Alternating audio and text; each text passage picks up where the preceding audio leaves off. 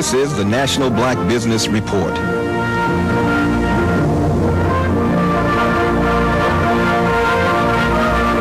This program is made possible by Melody Service, a communications firm, and Grace Walker and Associates.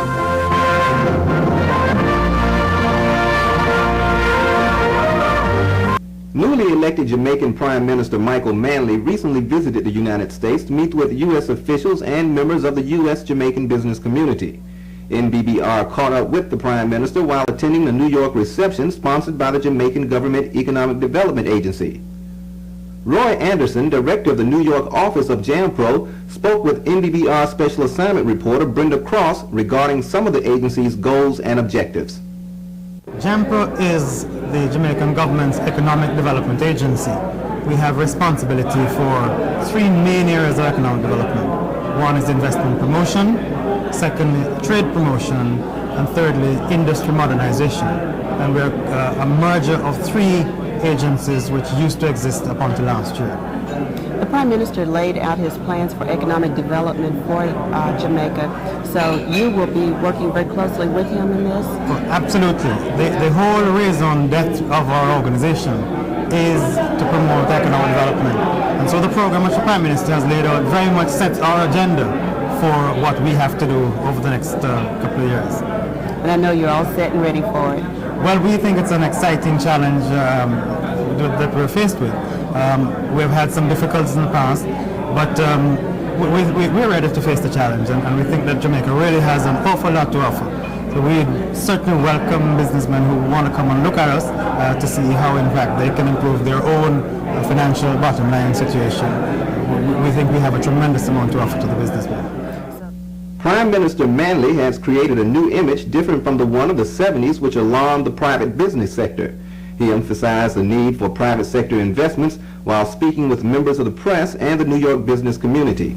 And I want to ask you, please don't delay on some wait-and-see calculation. I'm telling you up front what I say to my own people at home, what I said to investors who came to Jamaica right after the election, what I say to our tourist friends in the hotel business and tourist operation. We want and need foreign investment. A country like Jamaica does not have the internal capital resources to do it alone. And there are many of you who have interesting projects, and once we can work it out in a way that makes sense to you and is obviously a contributor to our own development, we want you to come.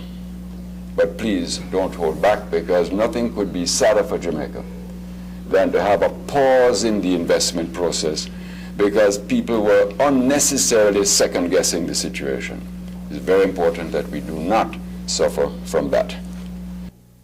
Beatrice Coleman, president of the Jamaican American Chamber of Commerce, says employment is one area which will be targeted in order to assist the new Prime Minister.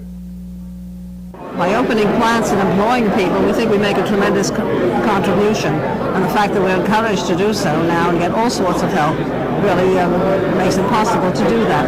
I think employment is one of the problems that Jamaica has.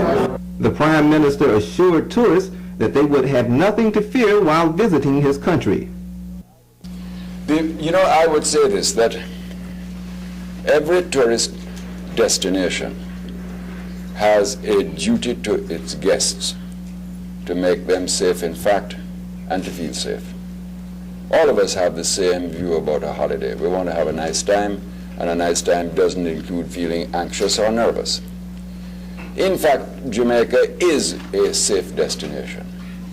But nobody could really say that there is not occasionally the sort of incident that you might find in New York, that you might find all over the place.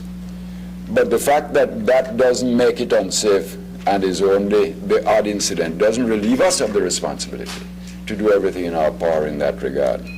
And certainly we are going to be very active in ensuring that there is this environment. We are concerned about some problems that we inherit, like harassment, and we're going to take a very strong position about that.